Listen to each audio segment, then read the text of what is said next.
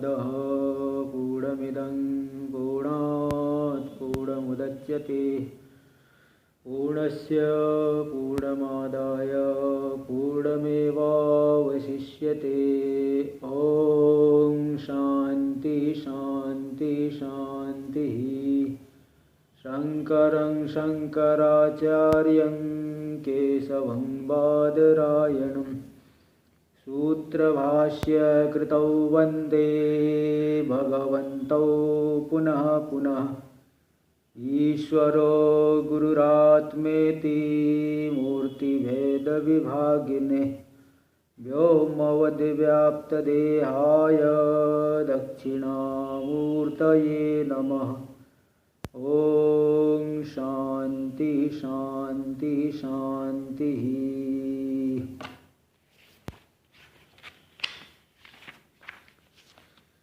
सृष्टो या सर्गरूपा जगदवनविधौ पालनीया च रौद्री संहारे चापि यस्या जगदिदमखिलं क्रीडनं या पराख्या पश्यन्ति मध्यमाथो तदनु भगवती वैखरी वर्णरूपा सास्मद्वाचं प्रसन्ना विधिहरिगिरीशाराधितालङ्करोतु।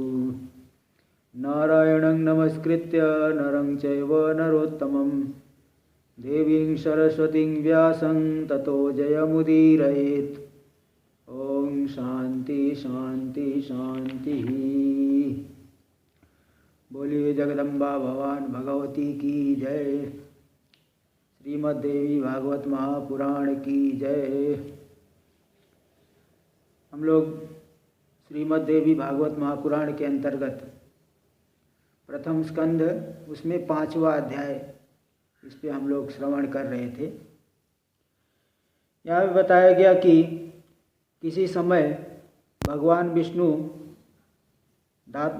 देवताओं की तरफ से दानवों के साथ 10,000 वर्षों तक भीषण युद्ध किए। भीषण युद्ध करने के अनंतर वो अत्यंत थक गए थे, तो एक जगह किसी समतल स्थल पे समतल भूमि पर अपने धनुष को ऐसे सीधे रख करके उसके प्रत्यंचा चढ़े हुए धनुष की नोक पे अपने सिर को टिका करके सो गए। अत्यंत थके होने की वजह से उन्हें नींद आ गई थी, तो ऐसे ही वो बहुत लंबे समय तक वो सो गए। तो बहुत लंबे समय तक ऐसे कई वर्षों तक सोए ही रहे। तो कुछ समय बीतने के बाद ब्रह्मा शिव और इंद्र आदि सभी देवता यज्ञ करने के लिए उद्यत हुए। और यज्ञ करना है तो यज्ञ के भगवान तो विष्णु ही है, यज्ञों के अधिपति भगवान विष्णु के दर्शन के लिए वे लोग गए वैकुंठ लोक, किंतु वहाँ वो नहीं दिखाई पड़े। तो उन्होंने ध्यान लगाया, ज्ञान दृष्टि से विचार किया तो मालूम पड़ गया कहाँ पे है। तो ये सभी देवता भी वहीं पे चले गए जहाँ भगवान धनुष की नोक पे सिर के टिका करके सोए हुए। तो वहाँ उन्होंने देखा भगवान योग निद्रा के वशीभूत होकर के अचेत है। देवता लोग वहीं रुक गए। इंद्र ने कहा क्या किया जाए। सब देवता बड़े चिंतित हो गए, क्या किया जाए, इनकी निद्रा किस प्रकार भंग की जाए।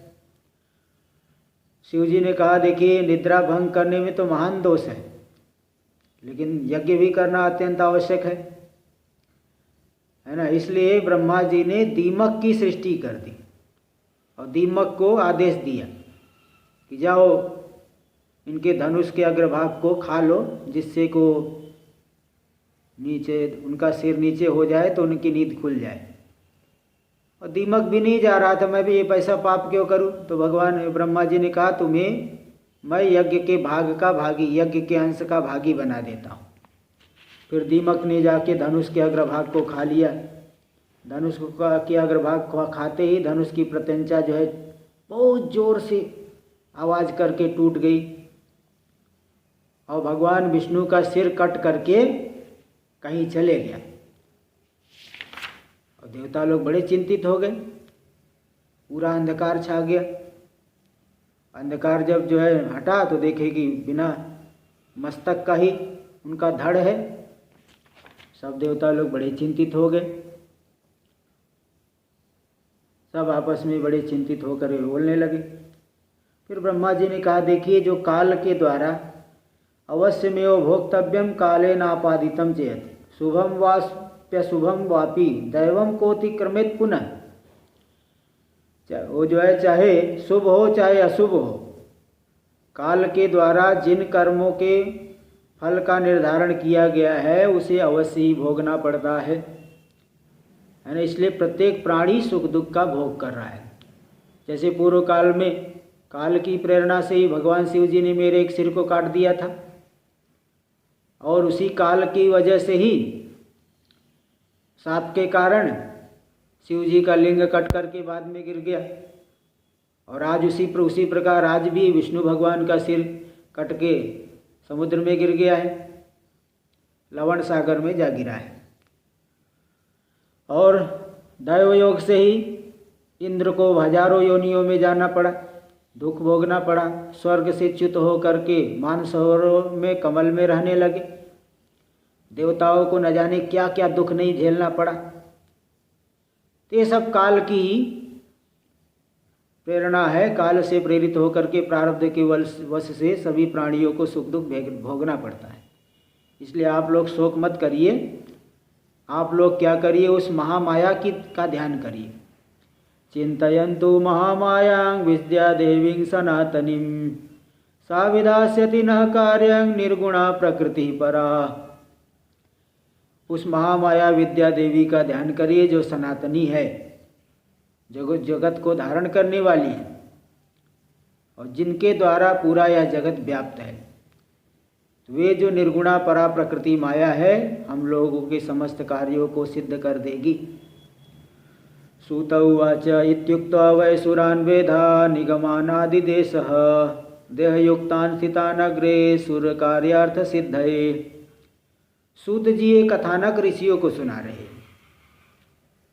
तो सूत जी ये बता रहे हैं, नैमिषारण्य तीर्थ की घटना है, वहाँ पे सूत जी ऋषियों को सुना रहे हैं। तो सूत जी ने कहा, हे मुनियों, उसी समय देवता सभी लोग आए हुए थे वहाँ पे, और उन देवताओं के बीच में वो वेद भगवान भी अपने शरीर सशरीर बड़े सुंदर शरीर धारण करके वो भी उपस्थित थे। तो ब्रह्मा जी ने देवताओं के कार्य की सिद्धि के लिए जो सशरीर विद्यमान वेदों को आदेश दिया कि आप लोग संपूर्ण कार्यों को सिद्ध करने वाली पराम्बा भगवती जो निगूढ़ अंगों वाली है उनकी स्तुति करिए। तो ब्रह्मा जी का आदेश सुन करके सुंदर अंगों वाले वेदों ने उस ज्ञान गम्या महामाया भगवती की स्तुति करना आरंभ कर दिए। देखिए, वेद 16 श्लोकों में यहाँ स्तुति किए हैं। वेदा ऊचुहु नमो देवी महामाये विश्वोत्पत्ति करे शिवे निर्गुणे सर्वभूतेषु माता शंकर कामदे त्वं भूमि सर्वभूतानां प्राणवतां तथाधि श्रीकांति क्षमा शांति श्रद्धा मेधा धृति स्मृति तमुद्गीते अर्धमात्रासी गायत्री व्याहृतिस्तथा जया च विजया धात्री लज्जा कीर्ति स्पृहा दया त्वं संस्तुमो अम्बभुवनत्रय संविधान दक्षां दया रसयुतां जननीं जनानां विद्यां शिवां सकललोकहितां वरेण्यां वाग्बीजवासनिपुणां भवनाशकर्त्रीं। पूरा तो ऐसे 16 श्लोकों में स्तुति किए हैं। उसमें से कुछ श्लोकों का अर्थ मैं बता देता हूँ।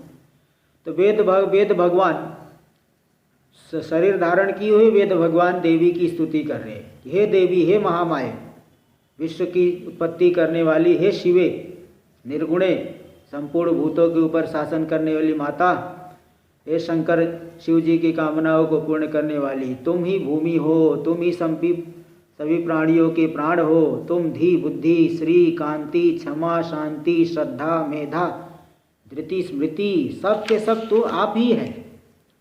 तुम ही उद्गीत हो, ओंकार हो, अर्धमात्रा रूप में विद्यमान हो। गायत्री, जया, विजया, धात्री, लज्जा, कीर्ति, स्पृहा, ये सब आप ही हो। हम लोग आपकी स्तुति करते हैं। आप ही तीनों लोकों की रचना करने में दक्ष हो। आप दया से युक्त हो, संपूर्ण लोकों की जननी हो, विद्या हो, शिवा हो, सकल लोक की हित करने वाली। तो जितने भी भुवनों के स्वामी ब्रह्मा, विष्णु, शिव, इंद्र, वरुण, कुबेर, सब आपके द्वारा निर्मित किए हुए हैं। आप ही जगत की चराचर माता, चराचर जगत की माता हो। आपके द्वारा ही वे सभी देवता अपने अपने कार्य में लगाए गए।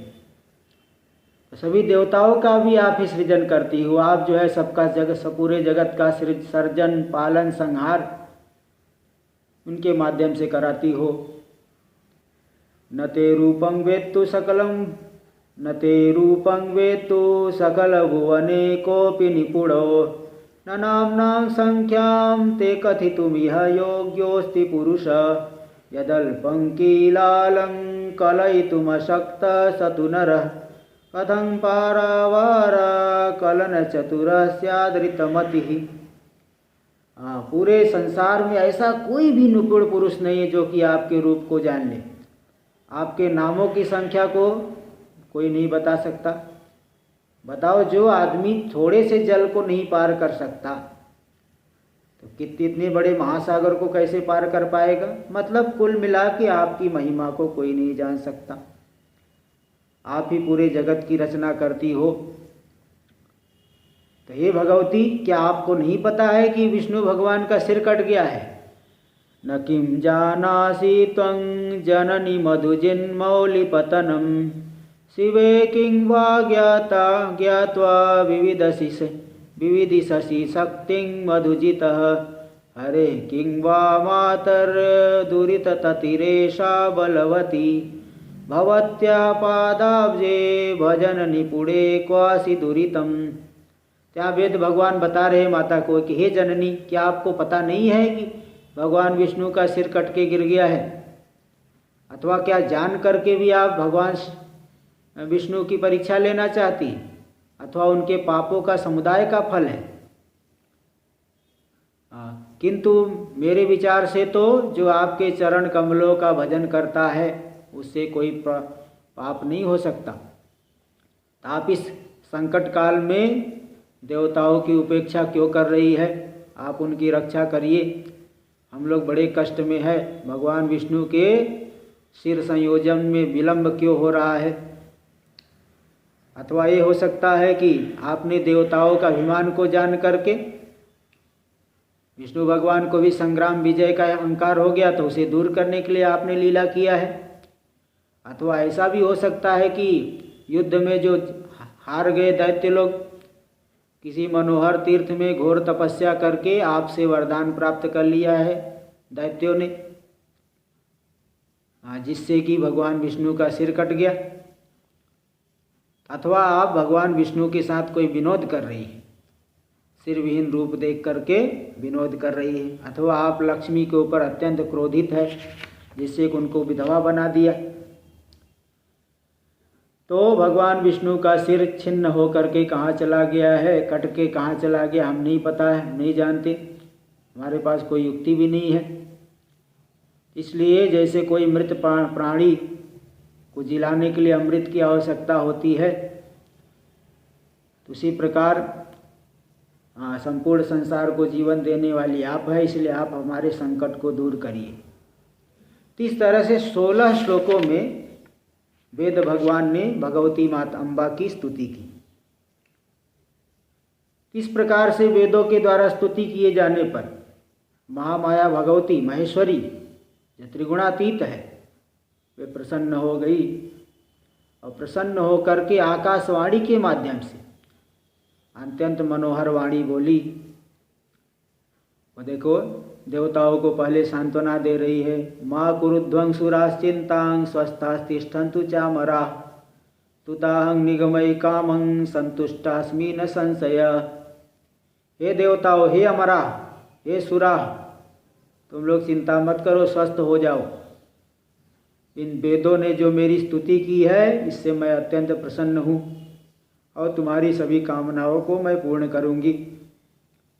इन जिन श्लोकों के द्वारा वेदों ने मेरी स्तुति की है, जो इसका पाठ करेगा, जिसे ध्यान से सुनेगा, उसकी सभी जो है दुख कामनाएं पूर्ण हो जाएंगे, सभी दुख मिट जाएंगे।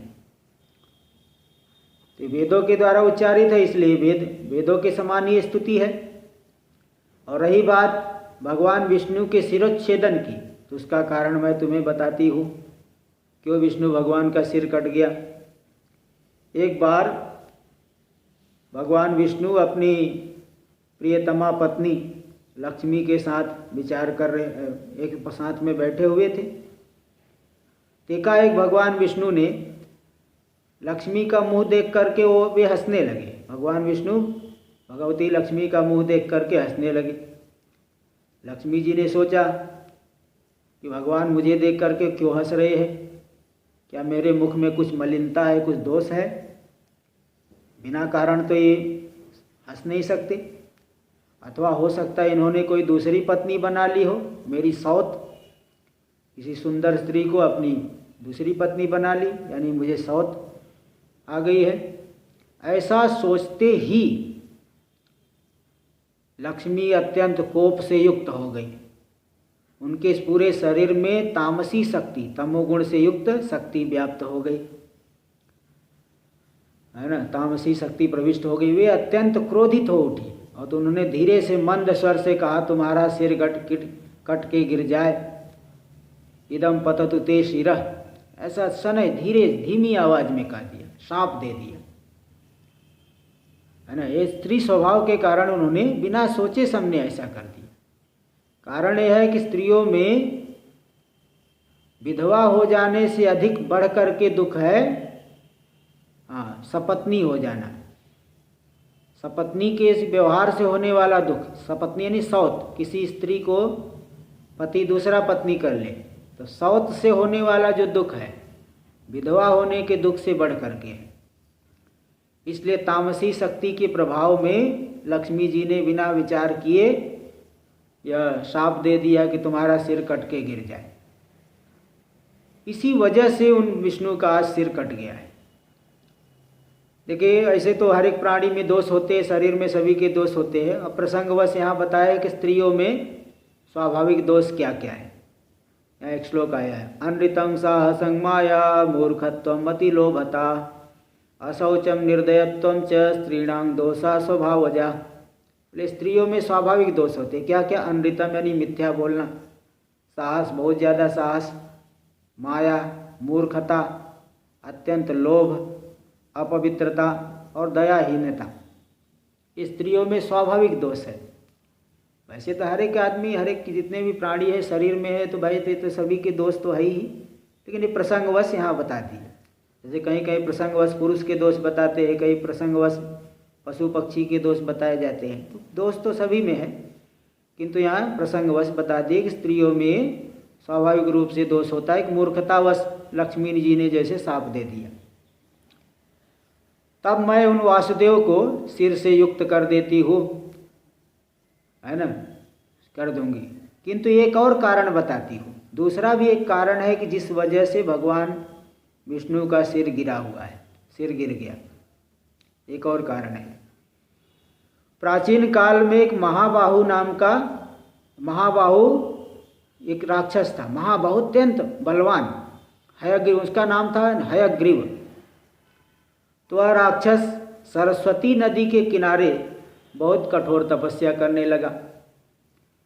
वह दैत्य संपूर्ण आहारों को छोड़ करके माया बीजात्मक मंत्र, माया बीजात्मक ह्रीं इस मंत्र का जाप करने लगा। ऐसे इस तरह से सभी भोगों से दूर होकर के, आहार आदि का त्याग करके सरस्वती नदी के तट पर ह्रीं इस मंत्र का जाप करने लगा। इस प्रकार से वो संपूर्ण आभूषणों से युक्त मेरे स्वरूप का ध्यान करते हुए, श्रृंगार से युक्त मेरे शरीर का ध्यान करते हुए 1000 वर्षों तक वह कठोर तपस्या करता रहा। तो जिस रूप में उस दैत्य ने मेरा ध्यान किया था, उसी रूप में दर्शन देने के लिए मैंने उसके समक्ष प्रकट हुई। सिंह पर आरूढ़ होकर के मैं उसके सामने प्रकट हुई। मैंने उससे कहा, वरम ब्रूहि महाभाग ददामि तव सुव्रत। हे सुंदर व्रत करने वाले दानव, तुम वरदान मांगो, मैं तुम्हें दूंगी। तो देवी का वचन, मेरा वचन सुन करके वह प्रेम विह्वल हो गया और तत्काल प्रणाम करके प्रणाम किया और मेरी प्रदक्षिणा करने लगा। तो मेरा रूप देखते ही प्रेम भावना के कारण वह प्रफुल्लित नेत्र वाला हो गया। उसके नेत्र जो है, नेत्रों में चमक आ गई, प्रफुल्लित नेत्र वाला, अश्रुपूरित नेत्र वाला भी हो गया। और वह दानव मेरी स्तुति करने लगा। हयग्रीव उवाच, नमो देव्ये महामाये सृष्टिस्थित्यन्तकारिणी भक्तानुग्रह चतुरे कामदे मोक्षदे शिवे धराम्बुतेज पौनख पंचानां च कारणं त्वं गन्धर्वरसरूपाणां कारणं स्पर्शशब्दयोः घ्राणं च रसनाचक्षुस्त्वक्श्रोत्रमिन्द्रियाणि च कर्मेन्द्रियाणि चान्यानि त्वत्तः सर्वं महेश्वरी। हे महामाये, हे देवी, संपूर्ण जगत की सृष्टि स्थिति और संहार करने वाली, नमो, आपके लिए नमस्कार है। आप भक्तों के अनुग्रह करने में अत्यंत कुशल है। कामनाओं के अनुसार फल देने वाली, मोक्ष देने वाली शिवा कल्याण रूपिणी है। शिव शिवा शिव शिवा, शिव की शक्ति कल्याण रूपिणी है, कल्याण स्वरूप है। पांचों भूतों के आप कारण है। जितनी ज्ञान इंद्री, कर्म इंद्री सब आपसे ही उत्पन्न हुए हैं। आपको मेरा बारंबार नमस्कार है। ऐसा बोलने पर फिर देवी बोली कि तुम्हें जो भी अभिलषित वर चाहिए वो मुझसे मांग लो, मैं तुम्हें अवश्य दूंगी, क्योंकि तुमने अनन्य भक्ति और अत्यंत अद्भुत तप के द्वारा मुझे प्रसन्न कर लिया है। तो हयग्रीव राक्षस बोला कि भगवती, हे माता, अगर आप मुझे वर देना चाहती हो तो मैं ऐसा वरदान दीजिए कि जिससे कभी मेरी मृत्यु न हो, कोई भी देव दानव मुझे जीत न पाए, मैं सदा के लिए अमर योगी हो जाऊं। भवेयम अमरो योगी तथा जेयः सुरासुरैः। इस तरह से उसने अपने वरदान, अभीष्ट वरदान मांगा। तो देवी भगवती ऐसा सुन के बोली, देखिए, देव्युवाच, जातस्य ध्रुवं मृत्युर्ध्रुवं जन्म मृतस्य च मर्यादा चेदृशी लोके भवेच्च कथमन्यथा एवं त्वं निश्चयं कृत्वा मरणे राक्षसोत्तम वरं वरया चेष्टं ते विचार्य मनसा किल। तो देवी बोली कि हे श्रेष्ठ राक्षस, दानव श्रेष्ठ, तुम तो ये बात जानते हो कि जो जन्म लेने वाला उसकी मृत्यु निश्चित है और जो मरने वाला उसका जन्म निश्चित है। तो लोक में जो मर्यादा स्थापित है उसका उल्लंघन करना संभव नहीं है। इसलिए हे दानव श्रेष्ठ, मृत्यु को अवश्यम भावी जान करके तुम उस वर को छोड़ के कोई दूसरा वर मांगो, अपने अभीष्ट वर दूसरे वर को मांगो, क्योंकि ये जो लोक मर्यादा इसका भंग नहीं हो सकता। ऐसा कहने पर हयग्रीव राक्षस ने कहा, हे जगदम्बे, अगर ऐसी बात है तो मुझे ये वर दीजिए कि मेरी मृत्यु हयग्रीव से ही हो। ये हयग्रीव था, मेरी मृत्यु हयग्रीव से ही हो, किसी अन्य से न हो। तो देवी बोली, तथास्तु, ठीक है, तुम अब जाकर अपने घर सुखपूर्वक राज्य करो और तुम्हारी मृत्यु हयग्रीव से अतिरिक्त किसी भी अन्य से नहीं होगी। हयग्रीव भगवान विष्णु ही हयग्रीव रूप लेंगे, उनसे अतिरिक्त किसी अन्य से तुम्हारी मृत्यु नहीं होगी। तो भगवती देवी उस वरदान को दे करके अंतर्धान हो गई। और वह दानव भी तभी से लेकर आज तक सभी को पीड़ित कर रहा है। सभी मुनियों को, वेदों को, तीनों लोकों में कोई भी ऐसा नहीं है जो उससे बचा सके। सभी देवता उससे बच सके, उससे बचने का सामर्थ्य किसी भी नहीं है, सभी को पीड़ित कर रहा है। इसलिए अब यहाँ जो घटना है, विष्णु भगवान का सिर कटा हुआ है, तो देवताओं के जो शिल्पी है विश्वकर्मा भगवान, वो विश्वकर्मा भगवान आकर के अश्व का मनोहर सिर विष्णु के धड़ में जोड़ेंगे। ते हयग्रीव भगवान इससे उत्पन्न होंगे। वे देवताओं के कल्याण के लिए उस क्रूर राक्षस, दानवी स्वभाव वाले महाराक्षस जो है हयग्रीव का संहार करेंगे। ये दूसरा कारण है कि इनके सिर कटने के पीछे दूसरी लीला है। सूत उवाच एवं सुरांस्तदा भाष्य सर्वाणि विररामः देवास्तदाति संतुष्टा तमुचुर्देवशिल्पिनम्। इस प्रकार देवताओं से कह करके भगवती शांत हो गई और देवता लोग भी परम संतुष्ट होकर के विश्वकर्मा जी से जाकर के बोले, कुरु कार्यं सुराणां वै विष्णोऽधिशीर्षाभियोजनं दानव प्रवरं दैत्यं हयग्रीवो हनिष्यति। आप विष्णु के धड़ पर घोड़े का सिर जोड़ दीजिए, तो वे भगवान हयग्रीव ही उस दानव श्रेष्ठ का वध करेंगे। तो देवताओं की उपदेश आदेश को सुन करके देवशिल्पी विश्वकर्मा जी ने अत्यंत शीघ्रता से देवताओं के सामने ही घोड़े के सिर को काट करके अविलंब ही, तुरंत ही भगवान विष्णु के शरीर में संयोजित कर दिया। तो इस प्रकार भगवती महामाया की कृपा से वे भगवान विष्णु हयग्रीव हो गए। तो उन्होंने जा करके कुछ समय पश्चात उस अत्यंत जो मद में चूर देवताओं के शत्रु हयग्रीव नाम के दानव को अपने तेज से रणभूमि में विनष्ट कर दिया, नष्ट कर दिया, उसका वध कर दिया। ते दूसरी एक कथा है, उसमें कारण है। ते जो भगवान माँ भगवती महामाया का जो चरित्र है, ये कुछ बताया गया, इसमें भी उनकी जो सामर्थ्य को बताया गया। इस कथा का जो श्रवण करता है वह संपूर्ण पापों से मुक्त हो जाता है। महामाया चरित्रं च पवित्रं पापनाशनं पठतां शृण्वतां चैव सर्वसंपत्तिकारकम्। ये महामाया का चरित्र अत्यंत पवित्र है, पाप का नाश करने वाला है। जो इसको पढ़ता है, सुनता है, उसे सभी प्रकार की संपत्तियों की प्राप्ति होती है। ये 5वां अध्याय पूरा हुआ। अथ 6ठोऽध्याय, अब 6वां अध्याय आरंभ हो रहा है।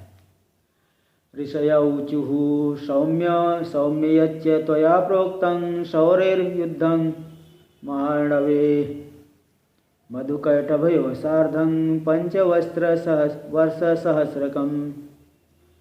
ऋषिगण सूत जी से बोल रहे, हे सौम्य। सौम्य बोलते जिसका दर्शन अत्यंत प्रिय हो। हे सौम्य, हे सूत जी, आपने बताया कि पूर्व में आपने बताया था कि मधु और कैटभ के साथ भगवान विष्णु सिंधु में, महासिंधु में 5000 वर्ष तक युद्ध किए थे। तो वे जो दोनों दानव थे किसी भी देवता से पराजित होने वाले नहीं थे। तो वे इस एकार्णव के जल में, समुद्र के जल में कहाँ से उत्पन्न हुए और वे असुर क्यों उत्पन्न हुए और भगवान के द्वारा उनका वध क्यों किया गया, इन सभी आख्यान को कथानक को आप सुनाइए, आप हमें बताइए। हम लोग आपसे कथा सुनने को बड़े ही इच्छुक हैं और संयोग से आप भी अत्यंत प्रसिद्ध वक्ता है, चतुर वक्ता है और बड़े ही संयोग से आपके साथ हमारा यह संयोग हुआ है। देखिए यहाँ पे एक बात, बहुत बड़ी बात बता रहे हैं। मूर्खेण सह संयोगो विषादपि सुदुर्जरः विज्ञेन सह संयोग सुधारस समस्मृतः। मूर्खेण सह संयोग, मूर्ख के साथ संबंध बनाओगे तो बोले वो तो विष से बढ़ करके भी सुदुर्जर, अनिष्ट करने वाला है। विष जैसे अनिष्ट करता है उससे भी अधिक अनिष्ट करता है मूर्खों के साथ संबंध। और किसी विद्वान के साथ जो संबंध है वो तो सुधा रस समस्मृत, अमृत रस के विद्वानों के साथ संयोग अमृत रस के समान ही माना गया है। कारण यह है कि जीवन यापन तो सभी करते हैं, पशु पक्षी सभी भोजन करते हैं, मलमूत्र का त्याग करते हैं, इंद्रियजन्य सुख का अनुभव करते हैं, किंतु पशु पक्षी उनमें अपने अच्छे बुरे का, भावी कल्याण का कोई ज्ञान नहीं, मोक्ष की प्राप्ति कराने वाले विवेक से रहित होते हैं। इसलिए जो व्यक्ति उत्तम शास्त्रीय बातों को सुनने में श्रद्धा नहीं रखते वे तो पशु तुल्य हो गए, है ना भाई। पशु मृग आदि भी श्रवण सुख का अनुभव करते हैं। मृग इसलिए बंसी की आवाज़ सुन करके मोहित हो जाता है, कर्णविहीन सर्प भी ध्वनि से सुन करके मुग्ध हो जाते हैं।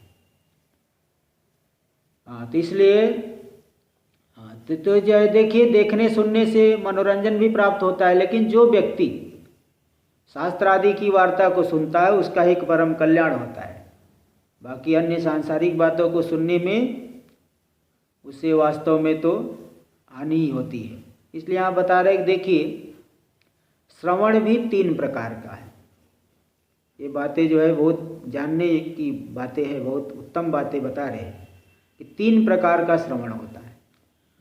जो वेद शास्त्र आदि का श्रवण है उसे सात्विक कहा गया, सात्विक, राजस और तामस।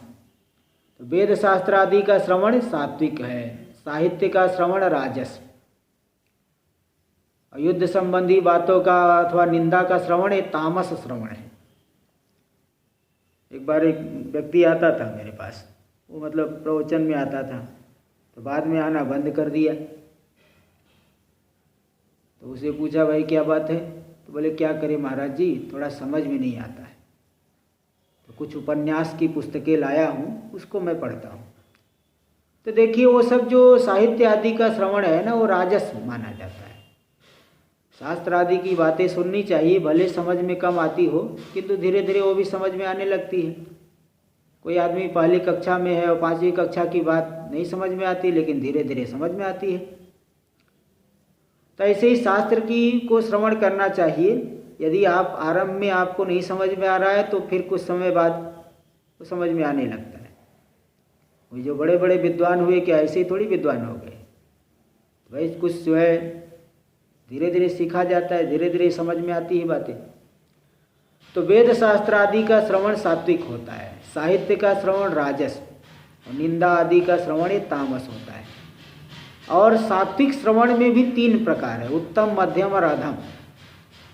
तो मोक्ष की प्राप्ति वाले साधनों को सुनना, शास्त्र को सुनना, ये उत्तम श्रवण।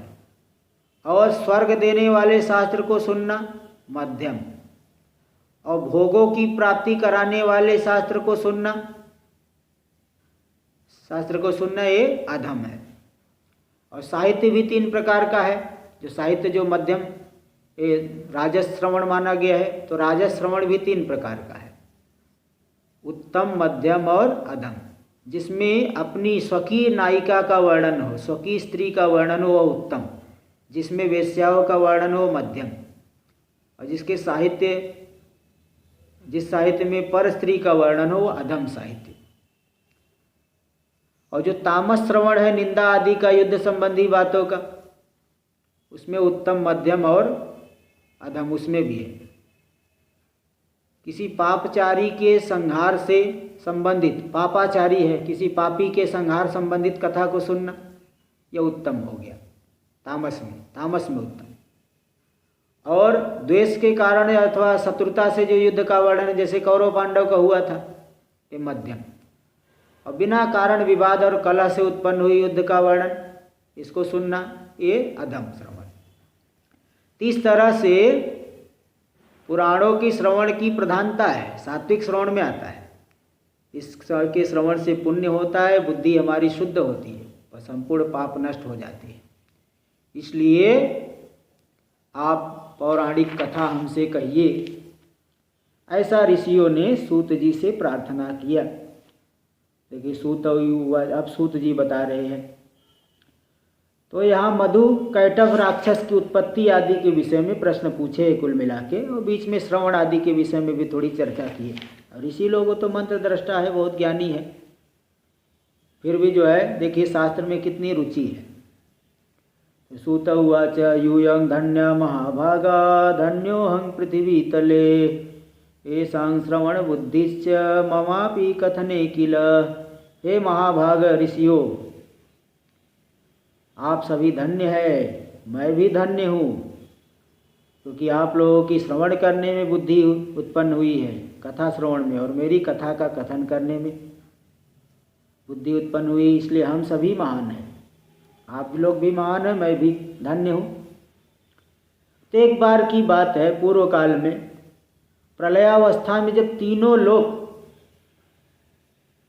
समुद्र की महाराशि में, जल राशि में विलीन हो गए, प्रलय काल के जल में विलीन हो गए थे, तो देवाधिदेव भगवान विष्णु भी शेष शैया पर सो गए थे।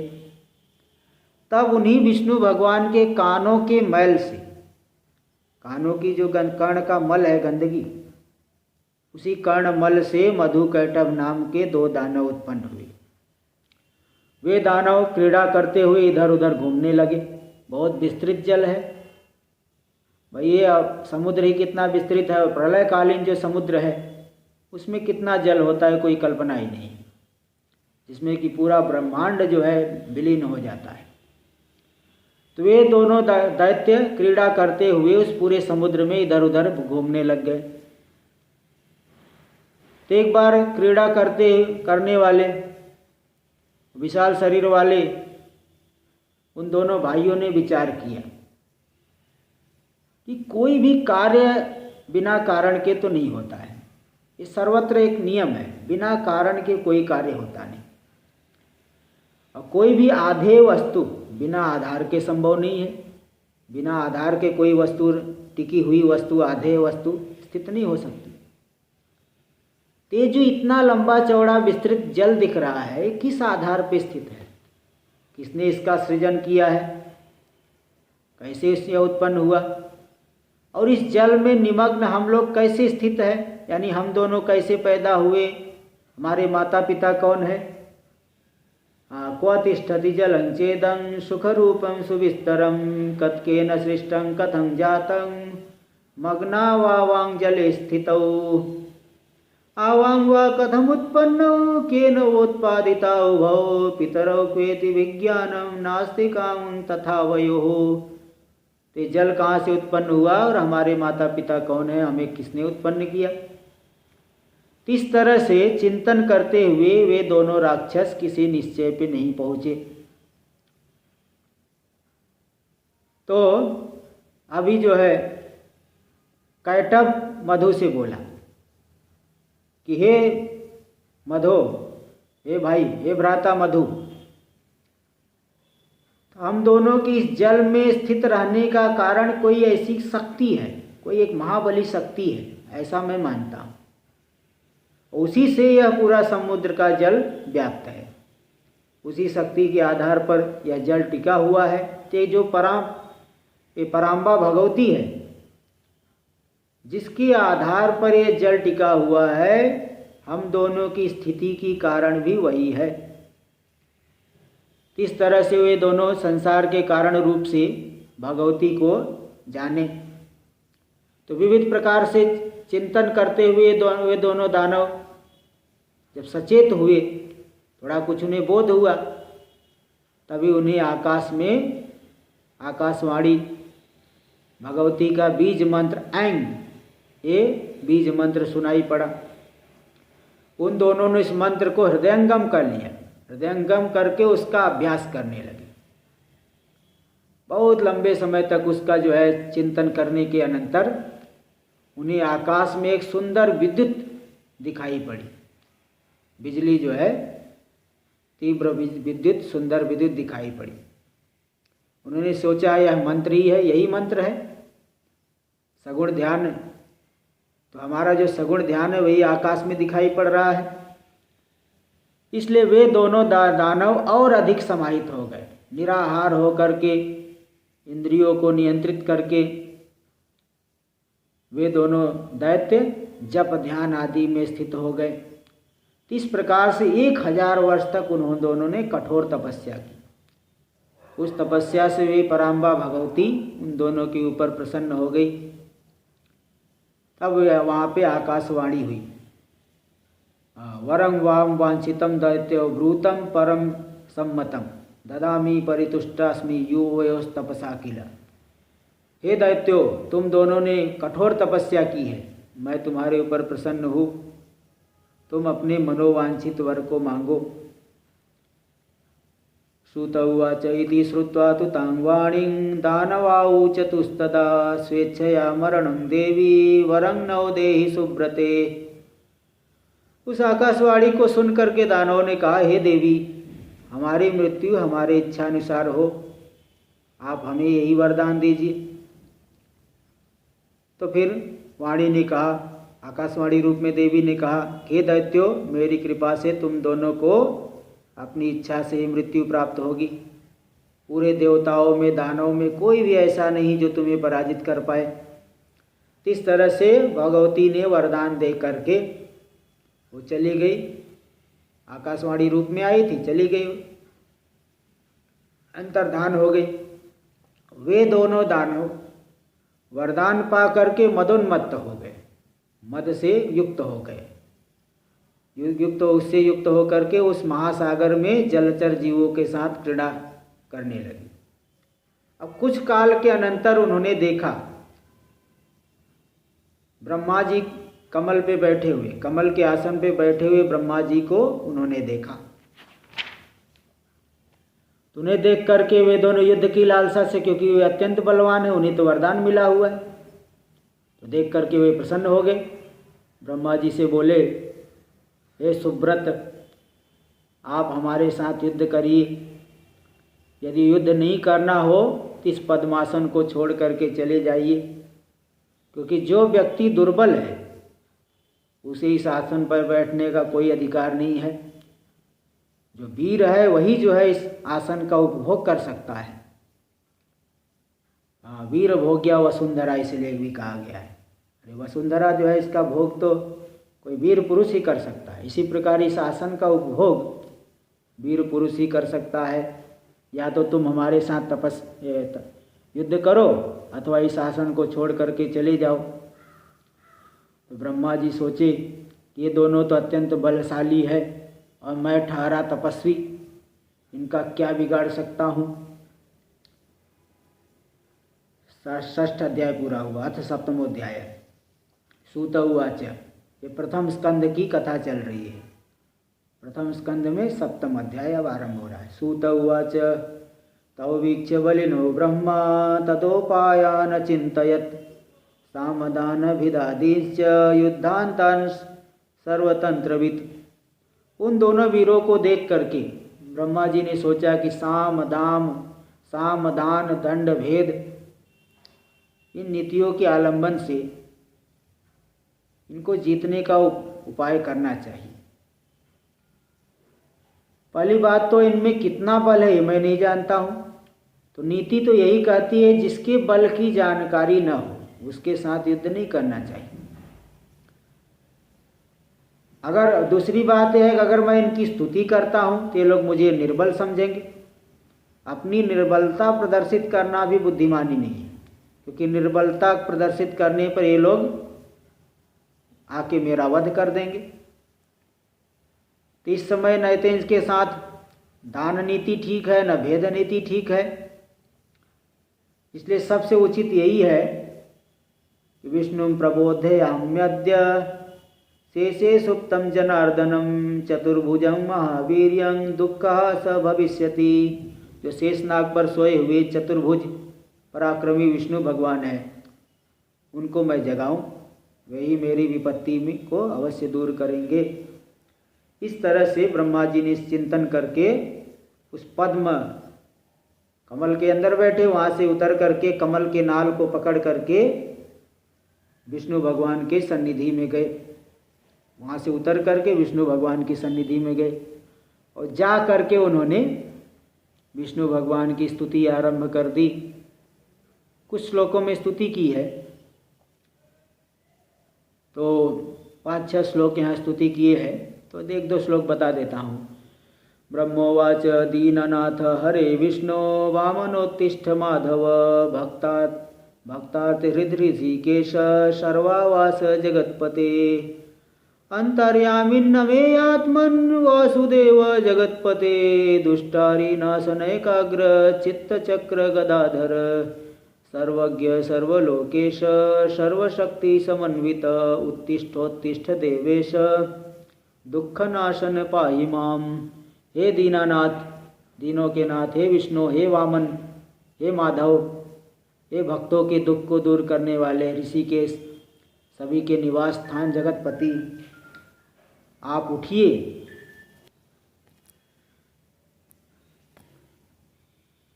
हे अंतर्यामी, हे अमेय आत्मा। अमेय आत्मा मतलब जिसका स्वरूप कोई जो है जान नहीं सकता, जिसका परिमाण जान नहीं सकता। हे वासुदेव, हे जगतपति।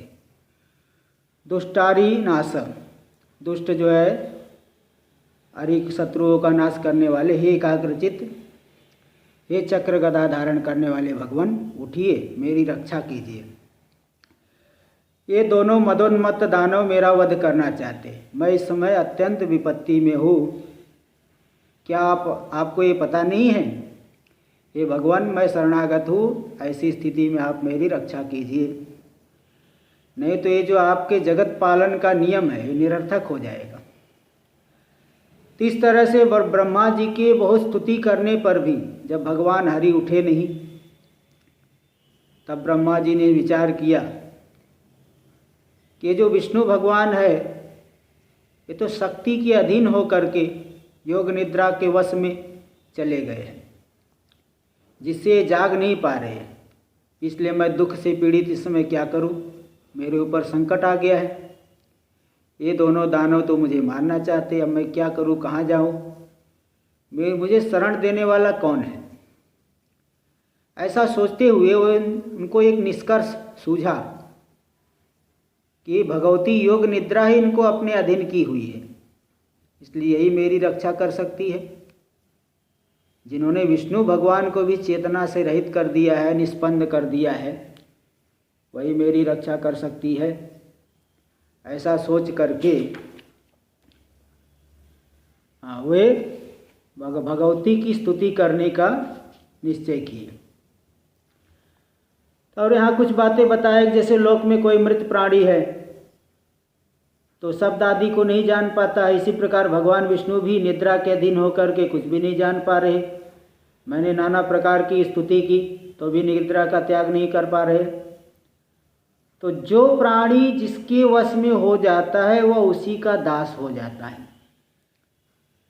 तो भगवान विष्णु योग निद्रा के वश में चले गए, मतलब इसके दास हो गए। योग निद्रा ही स्वामिनी है। हम सभी उसी योग निद्रा के अधीन है, उसी पराम्बा भगवती के अधीन है। तो जैसे अन्य कोई साधारण प्राणी शक्ति की वशीभूत होकर के विवश हो जाता है, सो जाता है, इसी प्रकार भगवान विष्णु भी सो रहे हैं। अन्य पुरुषों के विषय में क्या कहा जाए? इसलिए मैं योग निद्रा की स्तुति करूँगा। वे योग निद्रा ही मेरी रक्षा कर सकती है। ऐसा सोच करके भगवान ब्रह्मा जी देखिए यहाँ पे स्तुति करना आरंभ करते हैं। लंबी स्तुति है, 21 श्लोकों में उन्होंने बड़े बड़े छंदों के द्वारा स्तुति की है। उसमें से कुछ स्तुतियाँ मैं सुनाता हूँ। ब्रह्मोवाच देवी त्वमस्य जगत किल कारणं ये ज्ञातं मया सकल वेदवचोभिरम्ब यद्विष्णुरप्यखिल लोक विवेक कर्ता निद्रावसं च गमित पुरुषोत्तमोद्य को वेदते जननी मोह विलास लीलां मूढ़ोऽस्म्यहं हरिरयं विवशश्च सेते ईदृक्तया सकलभूत मनोनिवासे विद्वत्तमो विबुधकोटिषु निर्गुणायः। देवी त्वमस्य जगतः किल कारणम ही। हे देवी, आप ही संपूर्ण जगत की कारण है, इसे मैंने वेदवाणी के द्वारा जाना है। तो आपकी शक्ति से विष्णु भगवान योग निद्रा के अधीन हो गए हैं। आपकी लीला को कौन जान सकता है? तो आप सभी के मन में निवास करने वाली है। आप निर्गुण है, वास्तव में तो निर्गुण है, तो आपके रहस्य को कौन जान सकता है? भाई देवी तो सच्चिदानंद परब्रह्म रूपिणी है। और सांख्य लोग जिस प्रकृति की बात करते हैं, जिस प्रकृति से जगत की उत्पत्ति मानते, वह प्रकृति तो जड़ है, चैतन्य भाव से रहित है। तो आप भी क्या वैसी अचेतन है क्या? आप भी अगर जड़ होती तो इस जगदाधार विष्णु को चेतना रहित कैसे कर देती? तो सांख्यों की प्रकृति से आप अलग हो, आप तो चेतना हो। तो जैसे कोई नाटककार स्वयं नाना प्रकार की नाटकों की रचना करके स्वयं वही लीलाएं करने लगता है, ऐसी आप लीला कर रही हो। मुनि लोग आपको संध्या नाम से परिकल्पना करके तीनों कालों में आपका ध्यान करते हैं। आप ही कीर्ति, मति, धृति, श्रद्धा रूप हो, आप ही लक्ष्मी हो, आप ही बुद्धि हो। तो आपकी महिमा को कौन जान सकता है? कोई नहीं जान सकता। और यज्ञ में स्वाहा नाम से उच्चारण करके ही आहुति देने से देवताओं को भी अपने भाग की प्राप्ति होती है। और पहले भी आप समय समय पे दैत्यों द्वारा उत्पन्न किए भय से हमारी रक्षा की है। आज भी मैं आपकी शरण में आया हूँ, आप हमारी रक्षा करिए। मेरी सृष्टि करके भी अगर आप मुझे नष्ट कर देने की इच्छा मुझे नष्ट कर देने की इच्छा अगर आपको नहीं है, तो तुरंत आप मौन का त्याग करके मेरे ऊपर दया कीजिए। हे भवानी, मेरी रक्षा करिए। आपने दोनों दानवों को किस लिए उत्पन्न किया है? क्या मेरा परिहास करने के लिए इन्हें उत्पन्न किया है? अब मुझे आपके अद्भुत चरित्र का ज्ञान हो गया है। समस्त जगत की रचना करके आप उसी में विहार करती है और पुनः उस जगत को अपने में समाहित कर लेती है। तो क्या उसी तरह मुझे भी नष्ट कर देना चाहती हो? ये तो बड़े दुख की बात है। तो यदि आप चाहती तो मेरा वध कर दीजिए। मुझे मरण के दुख की चिंता नहीं है, किंतु आपको कलंक लग जाएगा कि आपने जिसे सर्वप्रथम सृष्टिकर्ता बनाया उनको दैत्यों ने मार दिया। इसलिए अंतिम श्लोक जो स्तुति कर रहे, उत्तिष्ठ देवी कुरु रूपमिहाद्भुतं त्वं मां वा त्विमौजहि यथेच्छसि बाललीले नो चेत प्रबोधय हरिं निहनेदिमो यः त्वत्साध्यमेतदखिलं किल कार्य जातम। हे देवी, उत्तिष्ठ, उठिए और अपने अद्भुत रूप को धारण करिए। हे बाल लीला करने वाली देवी, आप अपनी इच्छा अनुसार चाहे तो मुझे मार दीजिए, अथवा इन दैत्यों को मार दीजिए, अथवा विष्णु भगवान को जगा दीजिए, जिससे वे इन दोनों का वध कर दे। ये संपूर्ण सभी काम करने में आप ही समर्थ है, आपको छोड़ करके दूसरा कोई समर्थ नहीं है। सूत उवाच एवं स्तुता तदा देवी तामसी तत्र वेधसा निःसृत्य हरिदेहातु संस्थिता पार्श्वतस्तता। तो ब्रह्मा जी के द्वारा इस प्रकार स्तुति किए जाने पर वे योग माया देवी, तामसी देवी विष्णु के शरीर से निकल करके उनके समीप में खड़ी हो गई। तो अतुलित तेज वाले विष्णु के समस्त अंगों से जब योग निद्रा दोनों का संहार करने के लिए बाहर निकल गई, तब विष्णु भगवान जाग गए और उन जागे हुए जनार्दन विष्णु भगवान को देख करके ब्रह्मा जी परम प्रसन्न हो गए। ब्रह्मा जी को अत्यंत प्रसन्नता मिली। इति सप्तमोध्याय। बोलिए परांबा भगवती की जय। श्रीमद्देवी भागवत महापुराण की जय। ओम नमः पार्वती पतये हर हर महादेव। आगे की कथा अगले प्रवचन में करेंगे। ओम पूर्णमदः पूर्णमिदं पूर्णात् पूर्णमुदच्यते पूर्णस्य पूर्णमादाय पूर्णमेवावशिष्यते। ओम शांति शांति शांति। शंकरं शंकराचार्यं केशवं बादरायणं सूत्रभाष्यकृतौ वन्दे भगवन्तौ पुनः पुनः। ईश्वरो गुरुरात्मेति मूर्तिभेदविभागिने व्योमवद्व्याप्तदेहाय दक्षिणामूर्तये नमः। ओम शांति शांति शांति।